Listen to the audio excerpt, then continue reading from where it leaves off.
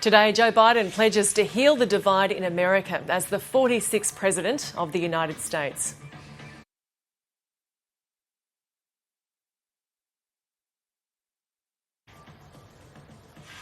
Celebrations among Democrat voters erupt across America after 4 days of uncertainty. But Trump supporters are furious while the incumbent president refuses to concede. And back home, Victoria's regions reunite with Melbourne as the state's ring of steel comes down.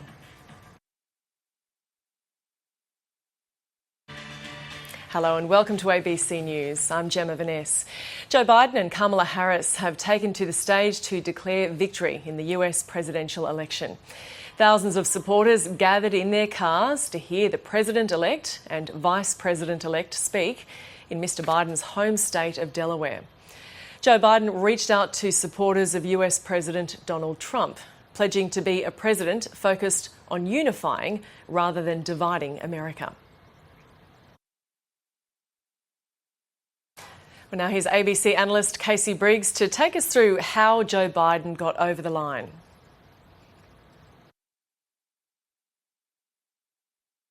Prime Minister Scott Morrison has wished US President-elect Joe Biden every success for his term in office. Mr Morrison says his government will continue to work closely with President Trump and his administration ahead of the transition period in late January. Well, for more on what the Biden presidency means for the United States' relationship with Australia, I'm joined now by Associate Professor in American Politics from the US Studies Centre, Brendan O'Connor. Professor O'Connor, you're looking to climate change as the big ticket item here. How will America's changed position on climate change put pressure on Australia? Well, it will put pressure on Australia with regard to setting targets, reducing global warming being one of the few real issues. Okay, we're speaking with Associate Professor Brendan O'Connor. Donald Trump.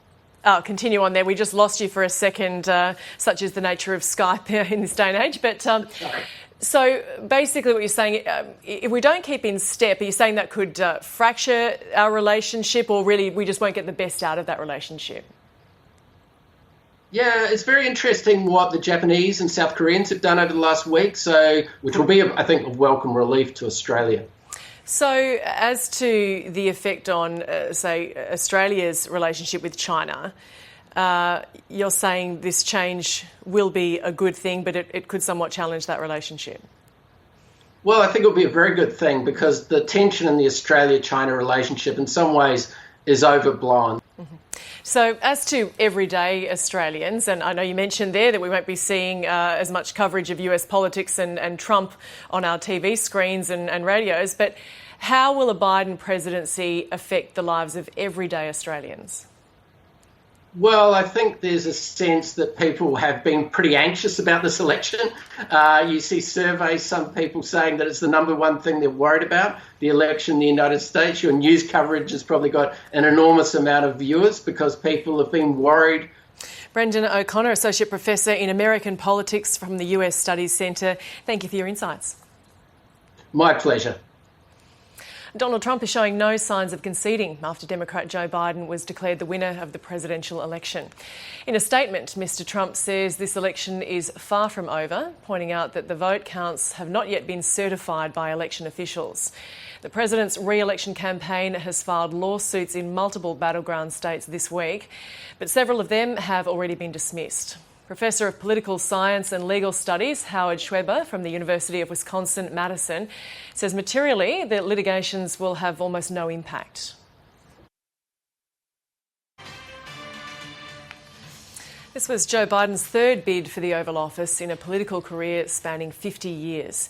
His first win was in 1970, a council seat in a Delaware state county. A Biden administration promises a different approach to Trump's on healthcare, foreign relations and climate policy. David Lipson has this report.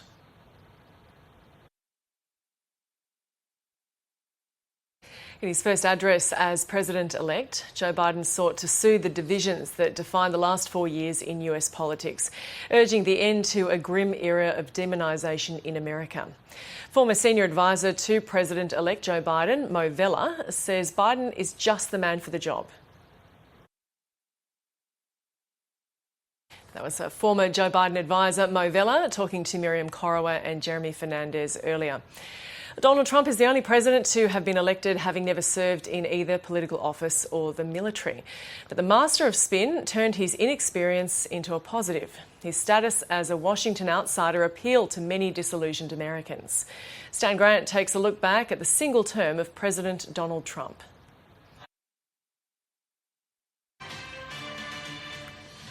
The top stories on ABC News. US President-elect Joe Biden has delivered a message of unity and healing as he has declared the winner in the presidential election. Joe Biden says it is time to heal America, and he promised to be a president who seeks to unify, not divide. In her speech, Vice President-elect Kamala Harris told voters that they had chosen hope, unity, decency, science and truth. Festivities have continued well into the night across the United States as Democrat supporters celebrate on the streets. Thousands of Joe Biden supporters took to the streets of cities across the US, from New York and Washington to Atlanta, Chicago and Los Angeles, dancing, banging pots and pans and honking horns. Outgoing President Donald Trump is yet to concede the election. Mr. Trump took to Twitter to say he is actually the winner and that illegitimate votes are the only thing that can take it from him. His campaign has filed a lawsuit in Arizona alleging the state's most populous county incorrectly rejected votes cast by some people on election day. And Melbourne will be reunited with regional Victoria, with the Premier, Daniel Andrews, outlining the widespread easing of coronavirus restrictions. Victoria has recorded no new COVID cases and no deaths for the 9th consecutive day, and there are now just 4 active cases in the state. Our correspondent Greg Jennett was at Black Lives Matter Plaza outside the White House during President-elect Biden's speech, where many gathered in celebration. I spoke to him a short time ago. Our correspondent Greg Jennett there. Well, now let's consider what a Joe Biden presidency might mean for America's foreign policy, particularly in the Middle East. Armin Seigel is an adjunct professor of social sciences with the University of Western Australia and an expert on Middle Eastern affairs. He says Biden is likely to take a multilateral approach and re-establishing relationships neglected over the past 4 years. Donald Trump has previously referred to climate change as a hoax and famously pulled the US out of the Paris Accord. A Biden presidency is likely to re-enter that agreement and develop a renewable energy strategy. Former Prime Minister Malcolm Turnbull says it's a chance for Australia to become a global leader in clean energy. New South Wales has recorded another day of no locally acquired coronavirus infections. There were 3 cases in hotel quarantine with almost 14,000 tests carried out. New South Wales Health is currently treating 63 COVID-19 cases with 1 patient in intensive care. From midnight tonight, the boundary between Melbourne and regional Victoria will be lifted, along with the 25-kilometre limit on movement. It's part of Victoria's next step out of coronavirus restrictions, announced today by Premier Daniel Andrews. Restaurants and pubs will be able to have up to 40 patrons indoors and 70 outside. Gyms and indoor sports centres can operate with up to 20 people. It comes as Victoria recorded no new coronavirus cases and no deaths for a 9th consecutive day. The Victorian Health Workers Union has welcomed a funding boost from the state government, but wants more done to address mental health problems caused by the pandemic. The state government has announced nearly $10 million to support healthcare workers, including research into fatigue and stress, and funds to improve rest areas and more peer support. Work is also underway looking into ventilation and face masks. The Victorian Allied Health Professionals Association says more can be done to prevent workers' stress in the first place. Italy has recorded more than 39,000 new coronavirus cases, setting a new daily record for the country. The northern region of Lombardy remains the hardest hit area. It comes as the Italian government approved a new $4.7 billion aid package to cushion the blow to its economy from the resurgence of the pandemic. Voters in Myanmar are at the polls today as the Southeast Asian nation grapples with one of the region's worst outbreaks of COVID-19. The poll will serve as a test of the country's first democratic government in half a century and the transition away from military rule. Aung San Suu Kyi's National League for Democracy party is expected to win a second 5-year term after a landslide victory in 2015.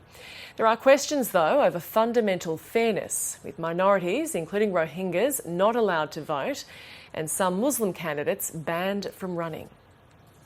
Former Olympic swimmer Brenton Rickard faces an uphill battle tomorrow in the Court of Arbitration for Sport. Rickard will be looking to clear his name of doping charges, and he'll have to prove how the banned substance furosemide got into his system after his urine sample from London 2012 was recently retested by the IOC. One of Australia's leading barristers in anti-doping cases says it's not impossible, but it's increasingly difficult for any athlete accused of doping to repair their reputation. And in the Bledisloe, the Wallabies celebrated James Slipper's 100th test with a thrilling 24-22 win at Brisbane's Lang Park. Australia's two starting debutants had an eventful night. Winger Tom Wright crossed early for Australia's opening try. New Zealand quickly levelled before both sides were handed red cards in a spiteful first half. All Blacks prop offer Tuangafasi for this no-arms high contact on Wright. Lachie Swinton on debut was also sent from the field for a near-identical high tackle. 8-8 at the break, both sides lost a player each to the sin bin in the second half. New Zealand barged over before a Taniela Tupou try put the Wallabies up by 9 points inside the final 5 minutes. A late All Blacks try doing nothing to the result. The Wallabies 24-22 winners. And that is ABC News for now. We'll leave you with a message from Melissa Anderson at Expression Australia.